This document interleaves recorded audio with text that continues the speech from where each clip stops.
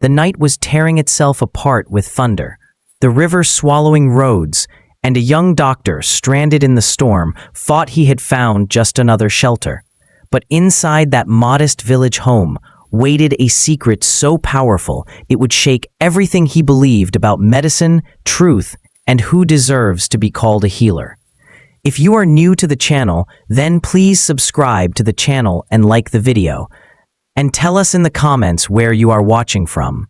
Now, let's jump into the story. The rain came without warning, pouring over the countryside like a heavy curtain that refused to lift. The roads of Saffron Valley twisted through hills and narrow bridges, but on this night, the water swallowed them whole. Dr. Omar Rafiq, a 32-year-old physician from the city, gripped the steering wheel as his headlights cut across the rushing flood. He had been sent to audit a rural clinic, yet now the assignment seemed like a distant thought. The bridge ahead gave way with a roar, and in one crushing moment his car slipped into the torrent. Omar fought the door open, water rising against his chest. He dragged himself to the embankment, soaked and shivering. The storm was merciless. His phone was gone, his luggage lost, and the village was still miles away. Every direction looked the same, dark, wet, and endless. Then, through the sheets of rain, a small glow appeared. A lantern swayed in the distance. Someone was walking toward him. He heard a voice, firm but kind, calling out, "Over here! You cannot survive out there!" Omar stumbled toward the sound and found a young woman holding the lantern high. Her name was Layla. Without hesitation, she guided him through muddy lanes to a house built of clay walls and a tin roof that clattered with the storm. She pulled him inside, saying, "Sit here, Dr. Sahib. The night is long." The house smelled of turmeric, boiled herbs, and damp wool. The floor was scattered with mats, and in the corner a kettle whistled over a small fire. What caught Omar's attention, however, were the people. A grandmother sat, coughing into a cloth. A mason nursed a bleeding hand, and a child lay on a cot, his forehead hot with fever. More villagers waited silently, their faces lined with worry. Omar blinked in surprise. "What is this place?" he asked. Layla spoke quietly as she handed him a dry shawl. "This is my home.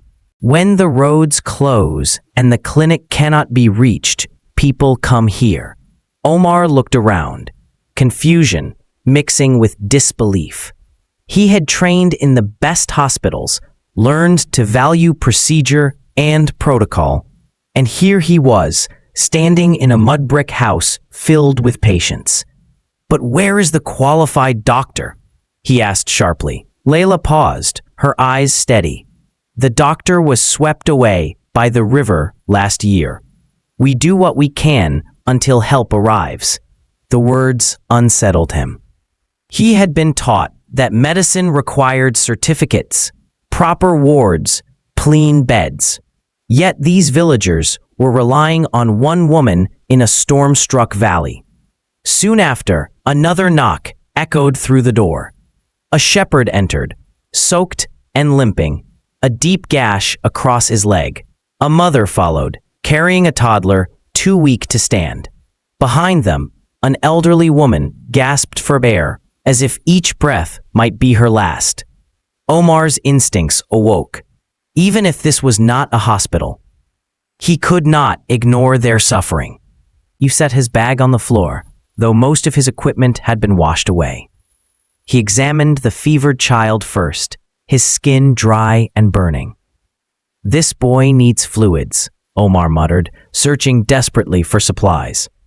To his surprise, Layla opened a wooden chest and produced a small box labeled in neat handwriting. "IV sets," she said. Omar froze. "You keep medical equipment here?" "I keep what the distance forgets," she replied simply. In that moment, Omar noticed something unsettling, yet remarkable. She moved with calm precision, boiling water, laying out clean cloth, and preparing tools as if she had done this countless times. When he adjusted the needle for the child's vein, She murmured softly, correcting his angle, and she was right. The storm raged louder outside, but inside the small house, a fragile rhythm formed. Omar treated the shepherd's wound, while Layla handed him sutures and guided his stitching. He noticed her eyes following each motion, not as a bystander, but as someone who understood the depth of every decision. The night dragged on, heavy with rain and heavier with questions. Omar kept wondering, who was this woman? How did she know so much, and why did she live hidden away in this forgotten valley? The lantern light flickered on the walls, and thunder shook the rafters. Villagers whispered their hopes that the city doctor would bring relief, but Omar's thoughts turned again and again to Layla. She was not simply a villager offering comfort. There was something unspoken, something concealed beneath her quiet strength. As the hours passed, Omar realized he was no longer only fighting the storm outside. He was wrestling with the storm inside, between his belief in official systems and the undeniable truth that this woman was saving lives without anyone's permission. The night was far from over, and the stranger's secret had yet to be revealed. The storm did not rest. It pressed against the windows and drummed on the tin roof, as if trying to break into the small home. Inside, however, a different kind of storm was rising. One made of fever, pain, and urgent need. Dr. Omar Rafiq wiped his hands on a cloth, his face tight with concentration. The child he had treated earlier was finally resting, the fever still high, but his breathing calmer. Omar felt a small wave of relief, but there was no time to pause. New patients were already waiting. A shepherd sat on the floor, his leg bleeding heavily from a jagged wound. Mud and grit had worked into the cut, and infection was only hours away. Omar asked for clean water, and before he could explain further, Layla had already set a pot to boil. She placed gauze, thread, and a small vial on the mat beside him. Omar looked at her, startled. "Where did you get these?" She answered calmly, "From those who cannot wait for the clinic. Supplies arrive slowly here, so I keep what I can." Omar cleaned the wound, working carefully in the dim lantern light. When his stitches curved unevenly, Lila leaned closer, her voice steady. "Move 2 centimeters to the left. You are near the deeper tissue." Her words carried no hesitation. He adjusted, and to his surprise, her guidance was correct. The shepherd groaned but stayed still, his eyes darting between Omar and Lila. To the villagers, it was unusual to see the city doctor and the village woman working side by side. Yet together, they created an unspoken rhythm. Outside, thunder rolled across the valley, but inside the house, the sound of whispered prayers and the crackle of the fire filled the air. Another mother stepped forward, holding a toddler whose small body sagged against her shoulder. The child's lips were cracked, and his eyes barely opened. Omar touched the child's forehead and felt the heat of severe dehydration. His chest tightened. He searched his soaked medical bag, but found almost nothing useful. Before despair could take root, Layla brought forward a flask of boiled water and a packet of salt and sugar carefully wrapped in paper. "Oral solution," she explained softly. "It saves more lives than any medicine when the fevers come." Omar prepared the mixture and coaxed it into the child's mouth.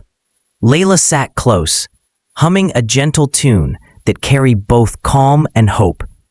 The child whimpered at first, then swallowed, slowly, as if responding to the quiet encouragement in her voice. More villagers entered as word spread that the doctor was inside Layla's home. A grandmother with lungs rattling for air, a farmer with a broken wrist, and a young girl with a spreading rash. The room filled with need, but also with determination. Omar realized he could not manage alone, yet each time he reached for something, Layla seemed to anticipate it. She organized tools, kept records in a notebook, and directed neighbors to fetch firewood or hold lanterns. Her knowledge was undeniable, her precision unsettling. Finally, the door burst open, The village head, Malik Fazal, stormed in with 2 men at his side. His voice cut through the air like a blade. Enough of this. This house is not a clinic. This woman pretends to heal, but puts lives in danger. And you, city doctor, are you here to certify her tricks? Omar straightened, his jaw tight. He had seen negligence before, but this was not negligence. It was the opposite. He looked at the fevered child resting beside the fire, at the shepherd's neatly bandaged leg, and at the grandmother breathing easier with the help of steam from a kettle. No one leaves tonight, Omar said firmly. The bridge is gone. The clinic is cut off. This house is the only place where people can live through this storm. Fazal sneered, pointing at Layla. She is only a village girl who sells herbs. She has no right to treat the sick. Before Omar could reply, a small cough echoed from the child who had been fighting fever. Then came a sigh, soft but steady, the kind of sigh that told Omar the fever had broken, that life had turned a corner. The room grew silent. All eyes shifted to the child, then to Layla, then to Omar. Something powerful passed through the air, a realization no storm could wash away. Omar felt anger burn inside him, not toward Layla, but toward the arrogance that dismissed her. She was not reckless. She was skilled. She was saving lives in the shadows, without recognition or permission. Fazal muttered under his breath, unwilling to admit what everyone had just witnessed. Omar met his gaze and said evenly, "She is not endangering anyone.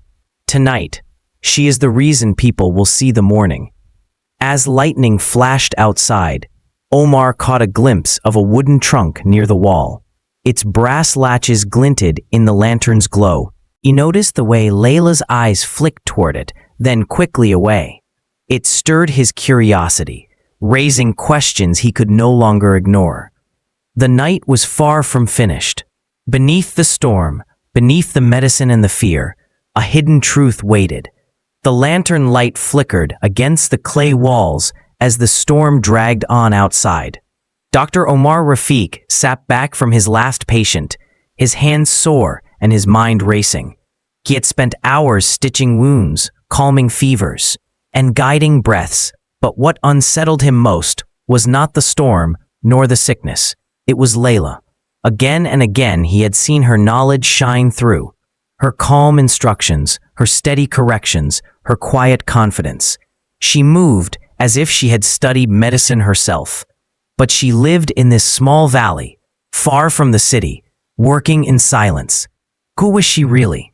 Omar's eyes drifted toward the wooden trunk he had noticed earlier. Its brass latches glinted whenever lightning lit the room. The way Layla avoided looking at it told him it held something more than tools. The villagers had begun to settle, their immediate needs cared for. Some slept against the walls, others murmured soft prayers. Malik Fazal still lingered in the corner, his arms crossed and his voice ready to accuse again. Omar stood and walked to the trunk. "Layla," he said gently, "I need to see what is inside."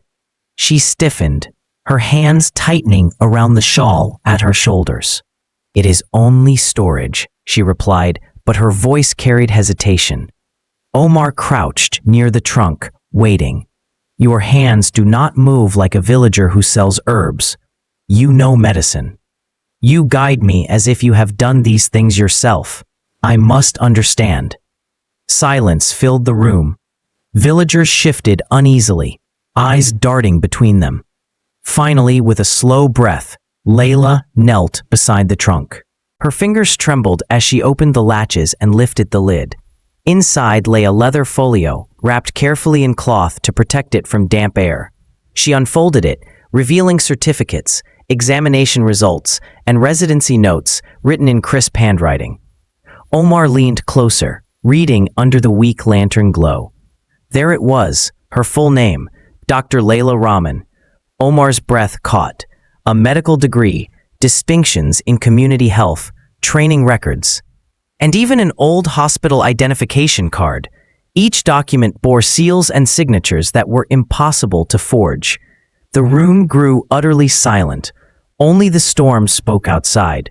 Layla's voice broke the stillness. I was once a doctor. Years ago, before war reached our hospital. The building fell, the records burned, and the road to recognition closed. I escaped with these papers, but no one in authority cared to see them. They said the stamps were too old, the signatures too distant, the records incomplete. Without official approval, I became invisible. Her words carried no bitterness, only a tired honesty. She looked at the villagers around her, their eyes wide with shock. But illness does not wait for papers. Children still burn with fever. Men still bleed from accidents. Mothers still gasp for air. So I do what I can, even when the world says I am nothing. Malik Fazal scoffed, breaking the silence. Forgery, he declared. Lies told to impress outsiders. This woman deceives you all. Omar lifted the papers closer, studying the stamps and signatures. He knew the style of these documents, the official markings of medical boards. He recognized notes written in clinical English, far too technical for a forgery. His heart beat faster as certainty settled in. These papers were real, more real than Fazal's empty accusations. Omar turned to the villagers. She is not lying. These are genuine. If she stood in my hospital tonight, she would be welcomed as a colleague.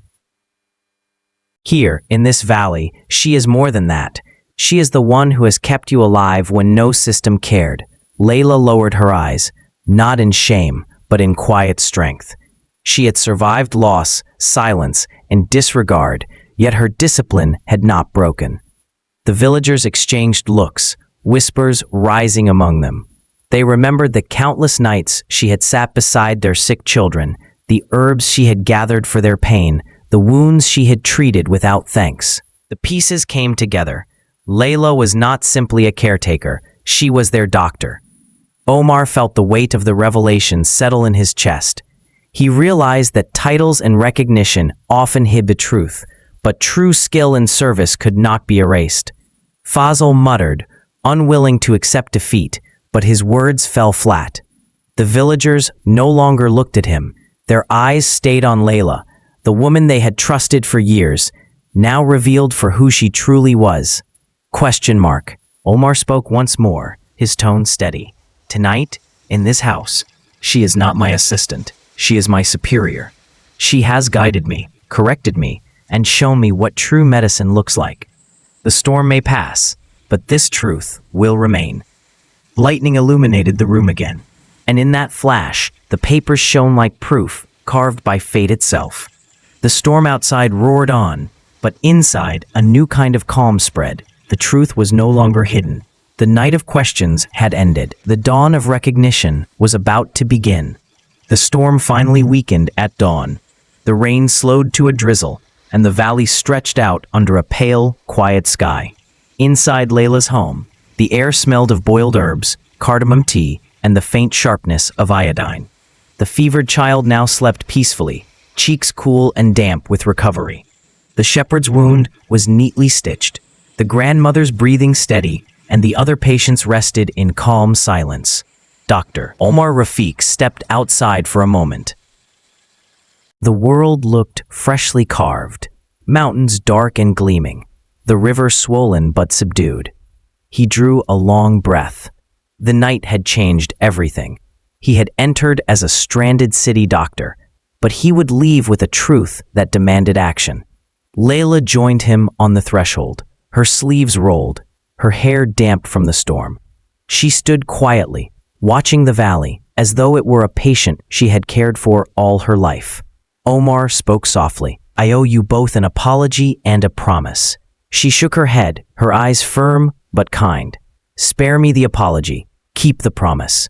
Her words stayed with him long after he left the valley. Back in the city, Omar began a battle of a different kind. He filed petitions with the hospital board, submitted certified translations of Layla's documents, and attached his own sworn testimony of what he had witnessed during the storm. He called in favors from colleagues, traded extra shifts, and attended endless meetings where polite men used impolite words about rules, borders, and standards. Officials doubted him at first, but Omar persisted. He brought witnesses from the valley, a grateful mother, a recovering shepherd, even the elderly woman whose breathing had steadied that night. Their voices carried the weight of lived truth. The real fight was not against one skeptical headman, but against a system that had left skilled healers stranded by bureaucracy. Policy moved slowly, like rivers carving stone, but persistence carried its own strength. After 3 long months, a decision arrived. Provisional registration was granted to Dr. Layla Rahman, contingent on a supervised return-to-practice program. It was not complete recognition, but it was the first step back into the light. Omar drove the repaired road on a kinder day, the sky clear and the valley calm. As he entered the village, he saw a freshly painted building standing near the fields. A hand-lettered sign read, Saffron Valley Health Center. He parked outside, heart racing. Inside, he found Layla wearing a white coat that fit her like peace itself. Her brother had painted the walls. The villagers had donated timber, and small gifts filled the shelves, woven baskets, jars of herbs, and bundles of fruit. Children had drawn bright pictures for the walls, one of them spelling thank you in large, uneven letters. Omar handed her the letter of registration. She read it twice, then pressed it against her chest, her face steady, but her eyes bright. "This is not the end," Omar said. "This is only the beginning." Together, they opened the clinic that morning, with simple protocols and shared tea. Villagers arrived with hope instead of fear. Layla trained young women as health aides, teaching them to take vitals, clean wounds, and prepare solutions for fevers. The health center grew into more than a clinic. It became a school, a place where knowledge could multiply. Soon, Layla began a program for displaced professionals whose careers had been broken by conflict or lost documents. She reached out to others who carried skills hidden in trunks and folded papers. The clinic became a refuge, not just for patients, but for forgotten healers who deserved another chance. The once skeptical Malik Fazl even contributed timber for an extension. The grandmother, who had struggled for breath, brought baskets of sweet limes. The shepherd limped less each day, always arriving with gratitude in his eyes. And the child, who had once battled fever, painted a poster that read, "Thank you for staying the night." Omar watched all this unfold with a quiet realization. He had once believed titles conferred value. Now he saw the truth. It is value that confers titles.